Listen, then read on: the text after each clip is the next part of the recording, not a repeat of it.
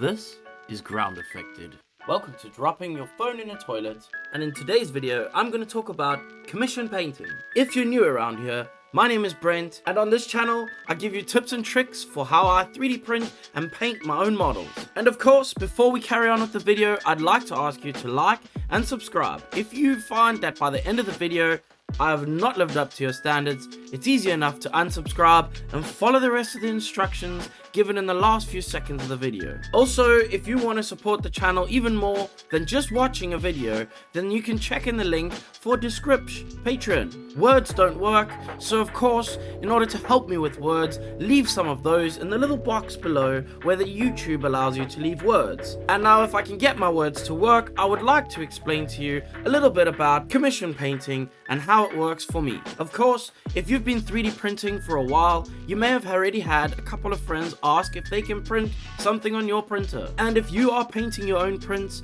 and you are posting that on social media, time to time people are going to contact you and ask you to paint stuff for them. And if you feel like you can take on something like that, then this video might help you go over some of the ideas or concepts of taking on a commission and how to handle it from beginning to end. This particular one was brought to me by someone over one of my social media channels.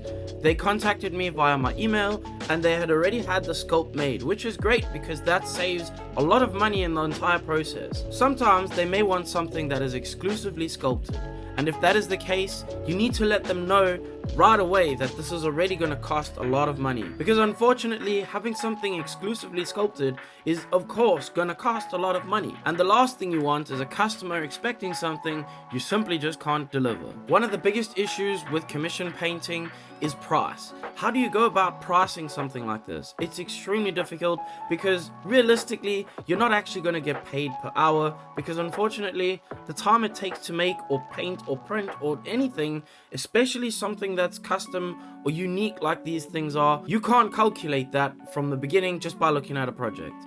Sure, over time you're going to get better at roughly calculating that time, but trust me, you're never going to be able to calculate it perfectly. So the best thing to do is have a rough estimate. Think about the time that you've put into previous projects and how much is that going to cost roughly for your time to be able to do that same kind of job. Also, this is going to depend on whether you're relying on this to pay for your bills at the end of the month or if you're just doing it as a hobby. And of course, sometimes if you're a hobbyist, it's going to be cheaper just because you're doing it out of love. But that shouldn't take away from the fact that these kind of things do cost money, mainly because time is what costs money, and these things take time. And speaking of time, the thing that I'd like to say about time is that you need to allow enough time to complete the project. If you think it's going to take 1 week to do, then you need to give 2 to 3 weeks at the bare minimum as the time frame for doing the project, because sometimes things happen in life that you just cannot stop, and if something happens and you're unable to get the project completed on time, then you're gonna disappoint someone, and that's not gonna look good on you as an artist. So this project that I'm working on currently, that you can see me painting in the background, is a custom project. The guy who asked me to do this had himself sculpted, or essentially had a character of himself made and then had that character sculpted. He then asked me at first what were my prices like. So originally I didn't know what his plans were, so I gave him a price on a model that would be around 1/6 scale. The price was way too much for him, and this is something that I need to bring up as well. Sometimes the price is not always just the price. Sometimes these things need to be worked on, whether it's you giving a compromise or the customer giving a compromise. So in our case, the compromise was that he didn't want it to be that big, nor did he need it to be that big. So making the project smaller sometimes does make it a little bit more difficult to paint, but it can also make it a little bit quicker because you can do certain things to kind of emulate things rather than fully paint them all the way. One thing to note while working on somebody else's project for them is that this needs to be perfect. You cannot produce something that doesn't look good or doesn't impress the client at the end of the day. If they've asked you to create something, that's because they've seen what you've created in the past. Now is not the time to be experimenting or trying something new. There is an exception to that. Sometimes you need to create an effect or produce something that you just haven't done before. And sure, you may need to experiment.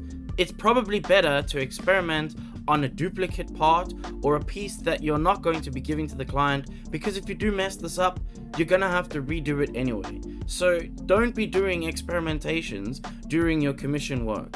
Experiment when you're doing practice. That's what practice is all about. Still speaking about money, the best way to go about it is to take a deposit. The way that I like to work is I take double the material costs as my deposit.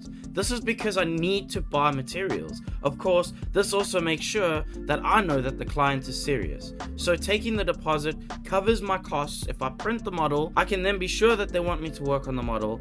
And at the same time, worst case scenario, I'm only down just the cost of the material. But technically, they've paid that already, so I'm only down by the cost of my time. And yes, if you spent a week working on a project and the customer didn't pay, sure, that's not going to be good because that's a lot of wasted time. But if it's not a super specific project, you can possibly sell that later on to somebody else who's willing to pay what it's supposed to cost for that project. The one thing I've noticed is that not many people will give a large deposit and then not pay up at the end. So as long as you take a decent deposit, you can cover yourself on that end. Once the deposit has been paid, I print the model. I also like to send updates to my client. So I'll send a printed version of the model to my client, just a photo of it, and then at the end I will send them a finished product, and that's when I'll ask for the final amount and the shipping costs. And then I package it like it's one of my children, and I send it through the post, making sure to insure that parcel and making sure that it's going to be delivered as quickly as I can in the same budget for that shipping.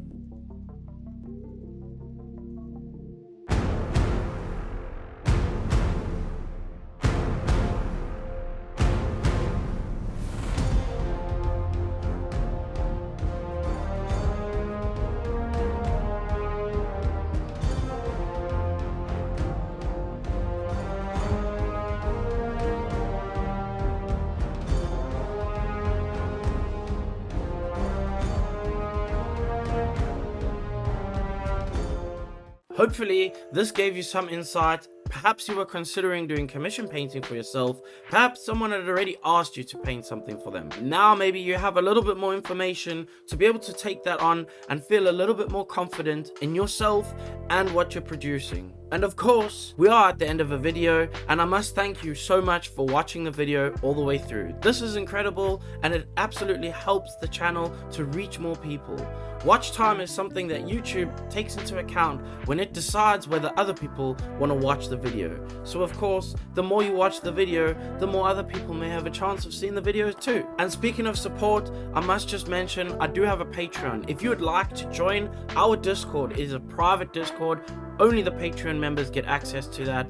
And that little Discord is the best group of painters and printerers that there ever existed upon the internet. And I have another new patron I need to thank for joining in the last week. And that is Martin Glitcherowicz.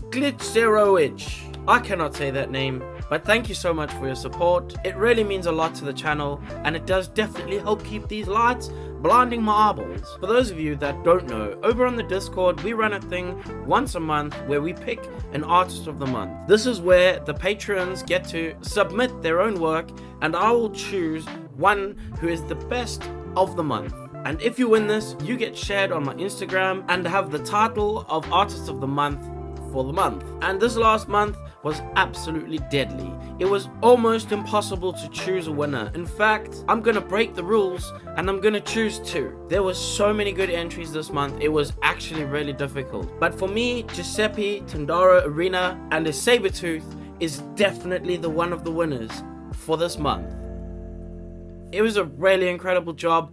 The presence of this model, everything, it just screams quality. Absolutely freaking fantastic job. And like I said, I'm gonna break the rules, and I have another winner, and that is Citric Acid with his Cosmic Ghost Rider. What another great job. Again, the presence of the model is the thing that drew me to these specific models. The presentation of the photography, the presentation of the work, the way the pieces feel, the paint on the models, everything is just perfect. And this is exactly why you guys are sharing title of Artist of the Month this month. These dudes are putting in a lot of work and some excellent results are coming out of this. And sure, it does create a little bit of competition, but it's good, healthy competition. And I'm definitely seeing a lot of improvement in a lot of the people that have been entering in the Artist of the Month already. And now, there is only one thing I have left to say to you. Of course, if you did not like anything that you saw in this video, then just click dislike and f*** off, bruh. That was like bloody magic.